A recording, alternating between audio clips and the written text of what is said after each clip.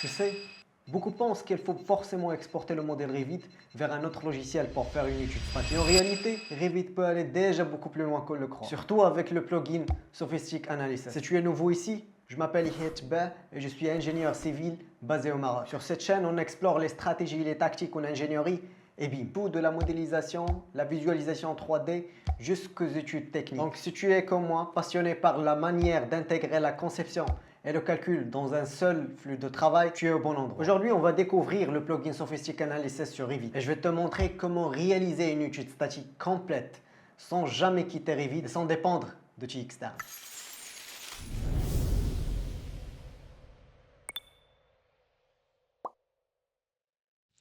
Commence sur Revit avec un modèle de portique très simple.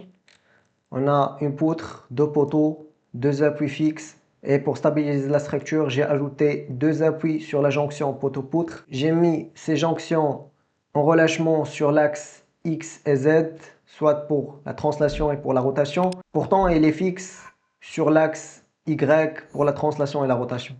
Aussi, j'ai appliqué une charge linéique de moins 4,50 kN par mètre. La première étape, c'est de cliquer sur Sophistic Analysis et de choisir les options du projet. Alors, je vais nommer le modèle. Aussi, je vais choisir la norme que je vais faire le calcul avec. Il s'agit de l'Eurocode. Alors, je clique sur OK. Ensuite, je vais faire une vérification analytique. Je sélectionne le modèle et je clique sur vérification. Je vais choisir stabilité cinématique aussi et je clique sur OK. Comme vous voyez, aucune erreur détectée. Je clique sur OK. Maintenant, je vais vérifier les matériaux en cliquant sur l'icône matériaux. Comme vous voyez ici, les matériaux sur Revit et sa correspondance en matériaux sur Sophistic. Je peux changer les matériaux ici, comme je peux modifier sur Sophistic Analysis, voir la courbe contrainte déformation. Ensuite, je vais vérifier les sections. De même principe, elle me donne les sections sur Revit et sa correspondance sur Sophistic. Je peux aussi faire modifier et voir les propriétés de chaque section. Ensuite, je vais vérifier la nature des charges. Là, je clique sur nature. Comme vous voyez, on a déjà la charge permanente, la charge d'exploitation, la charge du vent, la charge du neige et la charge d'exploitation pour les terrasses. Je clique sur OK. Je sélectionne le modèle et je clique sur calcul. Je vais cocher analyse les cas de charge et je vais activer le poids propre pour le cas de charge pour la charge permanente. Je clique sur calculer.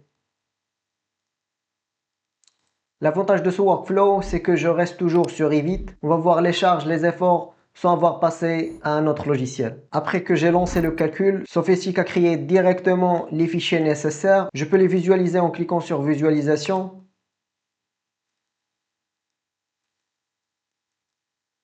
Voilà notre modèle. Je peux avoir comment il se déforme pour le cas des charges permanentes.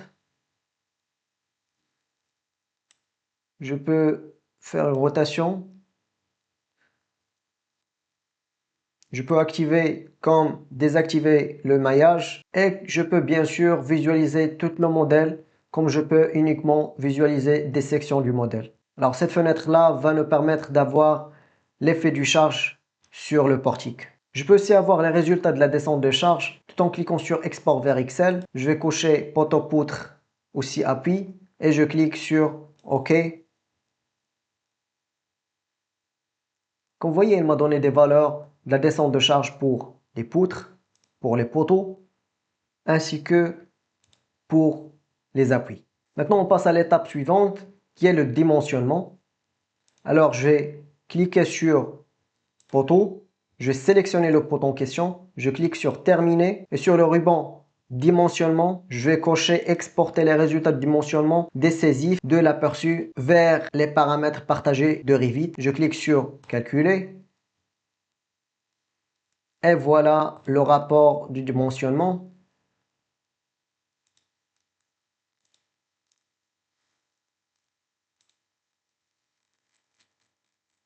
Voici la section d'armature qu'on va utiliser. Il s'agit du 4,52 cm². Je vais faire la même chose pour le poteau 2. Je clique sur poteau, je sélectionne, je clique sur terminer. Je peux choisir un nom pour le poteau.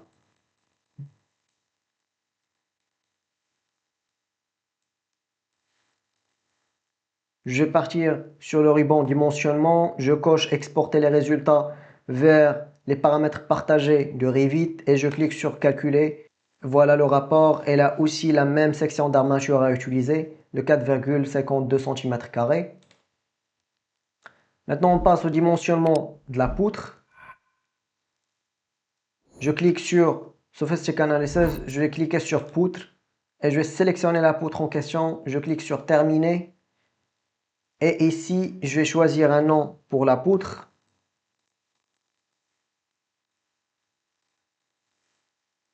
Sur le ruban dimensionnement, je vais cocher redistribution des moments fléchissants et je clique sur calculer.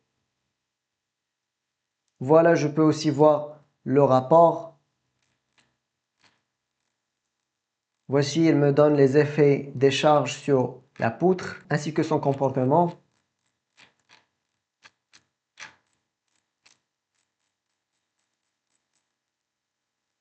Voici la section de la poutre. Voici les deux diagrammes des efforts pour le moment et pour les efforts normaux. Et comme vous voyez, en quelques minutes, j'obtiens les déformations, les efforts internes et les réactions aux appuis visibles sur Revit. Tu sais, il y a quelques mois, quand j'ai commencé à explorer l'idée de faire une vraie analyse statique directement dans Revit, beaucoup de gens m'ont dit que c'était impossible. Mais aujourd'hui, tu l'as vu, on peut exécuter une étude complète directement à l'intérieur de Revit avec le plugin Sophistic Analysis. Et ça, ce n'est que le début. Parce qu'une fois que tu comprends comment faire du calcul structurel dans ton modèle, la prochaine étape logique, c'est de rendre le modèle intelligent, qu'il s'adapte et se génère lui-même. C'est exactement ce que j'ai expliqué dans ma vidéo sur le design paramétrique avec Rhino et Grasshopper. Alors, si tu veux aller plus loin, voir comment tes structures peuvent littéralement réagir avant même que tu cliques, va la voir juste ici ou ici. N'oublie pas de t'abonner et de remplir le formulaire afin de rejoindre notre communauté.